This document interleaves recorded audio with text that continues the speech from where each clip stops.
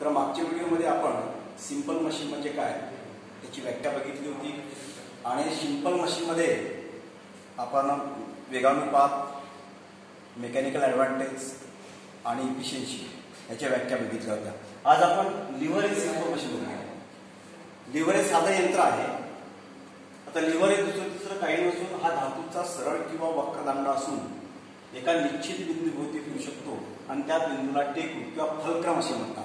म्हणजे for example आपण जे कोब्रा जे आहे ज्याला आपण सबल म्हणतो गावठी भाषेमध्ये, हा सुद्धा एक साधं यंत्र आहे. याला आपण वजन उचलण्याकरिता वापर करतो. एखादा दगड जर उचलायचा असेल आपण काय करतो, या ठिकाणी टेकू लावतो आणि या ठिकाणी वजन आपण इकडे या टोकावर आपण प्रेरणा लावतो आणि हे वजन उचललं जाते. असं तुम्ही ग्रामीण भागात बघितलं असेल. तर हे जे यंत्र आहे हे साधं यंत्र, याला लिव्हर म्हणतात, तरक म्हणतात. उदाहरणार्थ तराजू सुद्धा आहे, एक लिव्हर आहे, साधं यंत्र आहे. रचना अतिशय साधी आहे. तर लिव्हर जे आहे हे भ्रमण प्रवृत्तीच्या तत्वावर कार्य करते. कोणाच्या तत्वावर करते? भ्रमण प्रवृत्तीच्या तत्वावर कार्य करते. म्हणजे लिव्हर हे साधं यंत्र मोमेंट ऑफ फोर्स, भ्रमण प्रवृत्ती म्हणजेच काय, moment of force, principle of moment of force च्या तत्वावर हे कार्य करते. आता याला तर्फेचे तत्व सुद्धा म्हणतात. याला काय म्हणतात? तर्फेचे तत्व असे म्हणतात. या तत्वाला तर्फेचे तत्व म्हणतात. आता तर्फेचे तत्व काय आहे तर भार गुणिला भारभुजा, भार गुणिला भारभुजा बरोबर प्रेरणा गुणिला प्रेरणाभुजा. म्हणजे भ्रमण प्रवृत्ती तत्व काय आहे, principle of moment of force काय, जर पदार्थ समतोल असेल त्या पदार्थावर कार्य करणाऱ्या सर्व बलांच्या भ्रमण प्रवृत्तींची बैजिक बेरीज 0 असते. याला म्हणतात principle of moment of force. या ठिकाणी काय आहे, या ठिकाणी इथे टेकू असेल, या ठिकाणी जर भार असेल W आणि या साईडला लोड असेल, प्रेरणा असेल, या ठिकाणी टेकू आहे. तर ही टेकू पासून भारापर्यंतचं जे अंतर आहे याला म्हणतात भारभुजा. टेकू पासून भारापर्यंतचं अंतर या अंतराला काय म्हणतात? भारभुजा.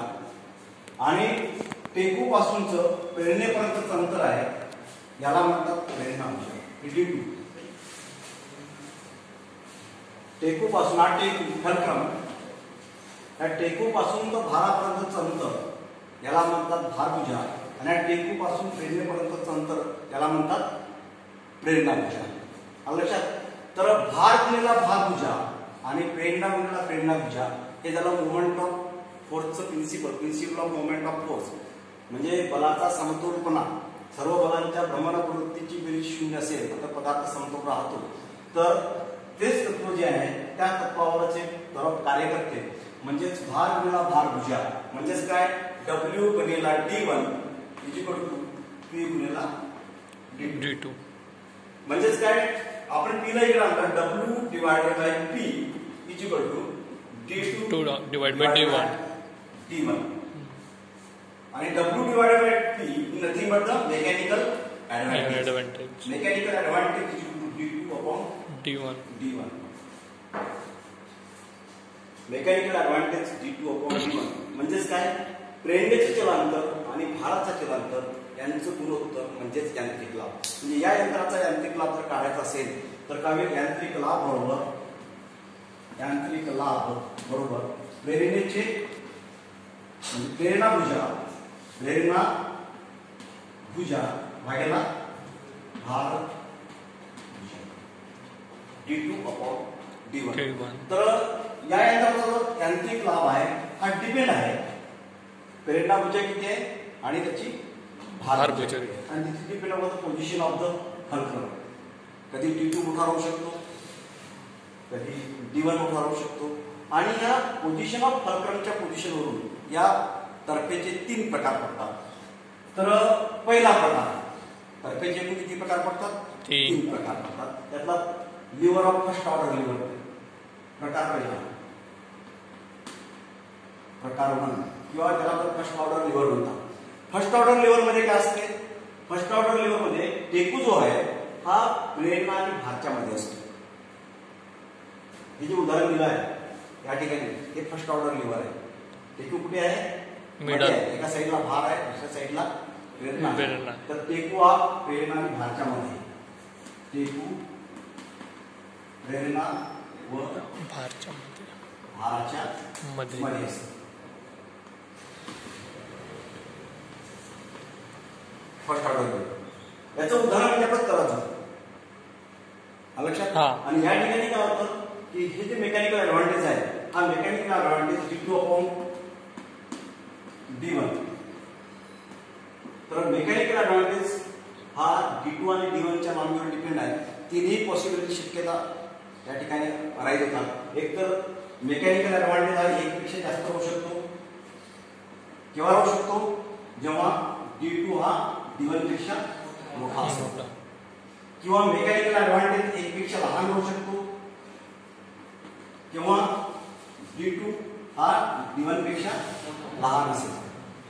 d2 म्हणजे प्रेरणा भुजा लहान असेल तर मेकॅनिकल ऍडव्हान्टेज 1 पेक्षा कमी राहू शकतो, किंवा मेकॅनिकल ऍडव्हान्टेज हा 1 राहू शकतो किंवा d2 आणि d1 सारखे असेल. तिन्ही पॉसिबिलिटीज फर्स्ट ऑर्डर लिव्हर मध्ये अराईज होतात. मेकॅनिकल ऍडव्हान्टेज 1 राहू शकतो, मेकॅनिकल ऍडव्हान्टेज 1 पेक्षा मोठाही राहू शकतो, मेकॅनिकल ऍडव्हान्टेज 1 पेक्षा कमी राहू शकतो. लक्षात. एक दुसरा प्रकार आहे ज्याला सेकंड ऑर्डर लिव्हर म्हणतात. तर सेकंड ऑर्डर लिव्हर मध्ये काय असते? प्रेरणा जी आहे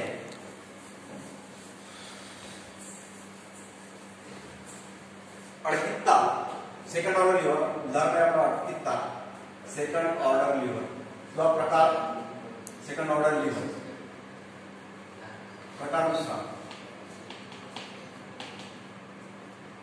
याच्यामध्ये काय असतो? टेकू जो आहे एका साईडला असते, टेकू एका साईडला, भार मध्ये आणि प्रेरणा दुसऱ्या साईडला.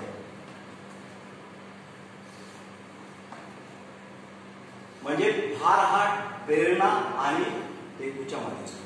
सेकंड ऑर्डर लिव्हर मध्ये असतो, भार हा मध्ये असतो. तसं अडकित्त्यामध्ये उदाहरणार्थ आहे अडकित्ता.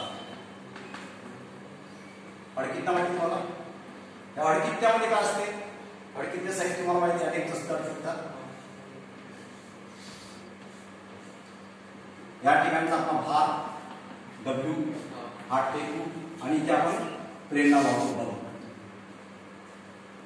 म्हणजेच काय भार मध्ये. या केस मध्ये काय होतं बघा, टेकू पासूनचं भारापर्यंत जे आपला अंतर आहे याला म्हणतात आपण भारभुजा म्हणजे d1 आणि हे अंतर झालं d2. हे अंतर d2 म्हणजे d2. आणि या ठिकाणी मेकॅनिकल ऍडव्हान्टेज आहे d2 आपण d1 आपल्याला माहिती आहे. तरपेच्या तत्वानुसार भार गुणला भारभुजा बरोबर प्रेरणा गुणला प्रेरणा भुजा यावरून जर मेकॅनिकल ऍडव्हान्टेज कॅल्क्युलेट केला आपला d2 एवढा. आणि या केस मध्ये d2 is always greater than d1. d2 हा d1 पेक्षा मोठाच राहणार आहे, कारण टेकू एका साईडला आहे, प्रेरणा दुसऱ्या साईडला आहे, भार मध्ये आहे. म्हणजे भारभुजा कमी राहणार, d1 लहान राहणार, d2 मोठा राहणार. म्हणजेच mechanical advantage is greater than. म्हणून आपल्याला सुपारी फोडताना कमी प्रेरणेने जास्त म्हणजे आपल्याला कमी बल लागते. तर सुपारी फोडला हाताने सुपारी फोडला जाऊ शकत नाही, किंवा आपण जर अडकित्ताची साईज जेवढी मोठी असेल तेवढी सुपारी फोडणं सोपं जाते. कारण काय होतं? प्रेरणा भुजेची लांबी वाढते. जेवढी जास्त प्रेरणा भुजा असेल तेवढा त्याचा मेकॅनिकल ऍडव्हान्टेज जास्त असेल. म्हणजेच काय आपल्याला कमी प्रेरणेने जास्त कार्य किंवा जास्त भार उचलता येईल. लक्षात. आणि म्हणून mechanical advantage second order lever मध्ये हा जो प्रकार आहे त्याच्यामध्ये काय उदाहरण म्हणजे आपलं अडकित्त्याचं आहे. आणखी एक उदाहरण सांगता येईल. कोणतं उदाहरण आहे सेकंड ऑर्डर लिव्हरचं? मला माहिती आहे बॉटल ओपनर माहिती आहे? बॉटल ओपनर थम्सअपचं जे बॉटल ओपनर आहे आपण काय करतो? मधामध्ये झाकणामध्ये ओढतो आणि असं ओढतो. म्हणजे टेकू समोर आहे, मला भार आहे, प्रेरणा एका साईडला आहे. तर सेकंड ऑर्डर लिव्हरचे हे उदाहरण आहे. एक तिसरा प्रकार आहे, त्याला थर्ड ऑर्डर लिव्हर म्हणतात. प्रकार 3. तिसऱ्या प्रकारामध्ये काय असते, तर तिसऱ्या प्रकारामध्ये प्रेरणामध्ये असते. काय असते? प्रेरणा प्रेरणा टेकू व भाराच्या मध्ये असते. थर्ड ऑर्डर लिव्हर याला काय म्हणतात? प्रकार टाइप 3 थर्ड ऑर्डर लिव्हर. म्हणजे एका साईडला काय असतो? टेकू, प्रेरणामध्ये टेकू एका साईडला, भार दुसऱ्या साईडला आणि प्रेरणा मध्ये. याचं व्यवहारात उदाहरण सांगतो तुम्हाला. ज्या ठिकाणी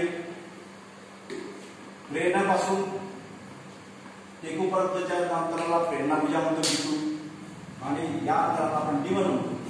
टेकू पासून भारापर्यंत D1.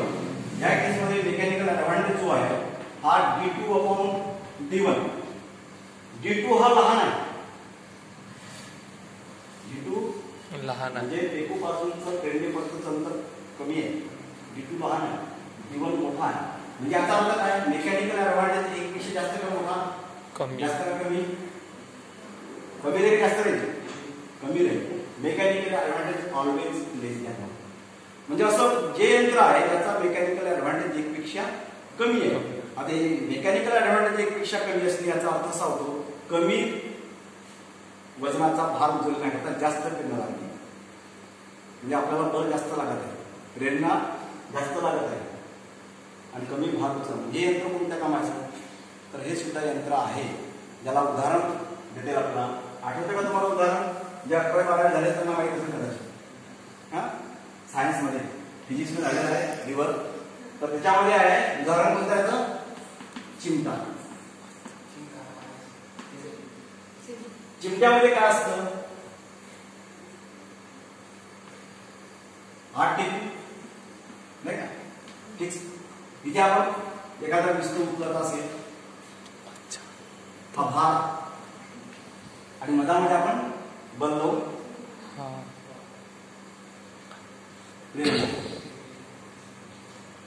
मधात लावून बल लावतो.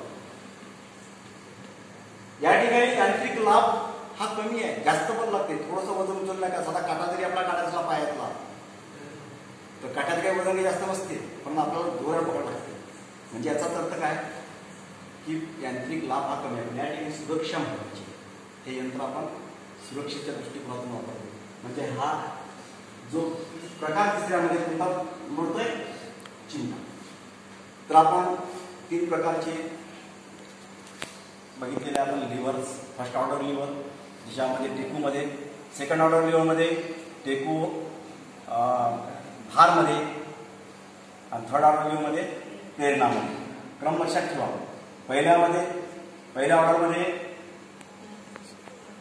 टेकूमध्ये त्याला फलक्रम मध्ये म्हणतात. Fulcrum is between the effort and load. In first order lever, in second order lever load is in between fulcrum and effort. आणि third order lever effort is in between fulcrum and load. तर 3 order. याचे अनेक उदाहरण परीक्षेत विचारतात. Stapler विचारतात. Stapler हा कोणत्या ऑर्डरमध्ये लिव्हर आहे? किंवा तुम्हाला विचारतात कैची. सीझर. सीझर कोणत्या ऑर्डरमध्ये मोडतात? सीझर जे आहे सेकंड याच्यात. सीझर फर्स्ट ऑर्डरमध्ये. मधामध्ये कापताना समोर असते, मधात टेकू आहे, first order. Scissor is a example of first order. Bottle opener second order lever. अडकित्ता, nut cutter second order lever. याला चिमटा थर्ड ऑर्डर लिव्हर. परीक्षेमध्ये अशी उदाहरणं विचारतात. स्टॅपलर कोणत्या ऑर्डरमध्ये आहे तुम्ही बघा.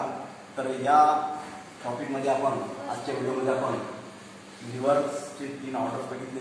पुढच्या व्हिडिओमध्ये यावरील उदाहरणं बघतो. तोपर्यंत नमस्कार.